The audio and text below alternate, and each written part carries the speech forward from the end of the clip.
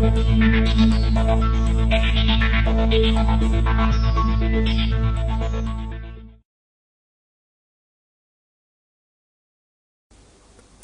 good day to our listeners. Hope you had a great evening. A quick look around the markets then ahead of this key US non-farm payrolls data.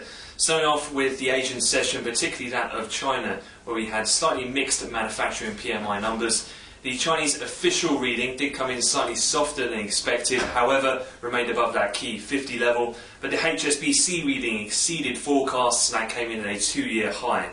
The actual Shanghai Composite Index heading toward the Lunar New Year holidays next week did finish the session up just over 1.4%. One of the other real movers was that of the Japanese Nikkei. That finished higher. This came as exporters rose as the yen, as it has been, continued its weakening trend. Overnight, dollar-yen in the major currency pairs broke barriers at 92 to the upside and continues to trend higher. One of the other things that we've seen is also in the FX markets, some real strength in the euro currency. This has predominantly come on the back of good European manufacturing PMI data.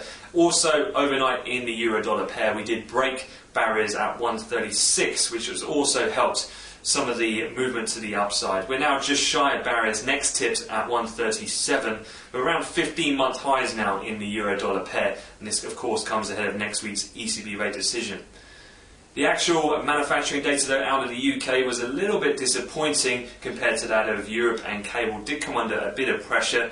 But just a quick look in some of the other news in terms of bank stocks. They have seen some volatility this morning. In particular, the Spanish IBEX is somewhat underperforming the rest of Europe and that of its banks. Santander in particular seen down around 2 or 3% at last check. One thing we did see yesterday was the expiration of the Spanish short selling ban.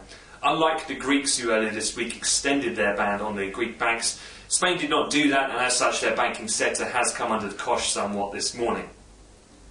In other news as well for the banks, definitely worth noting is an update on Crédit Agricole.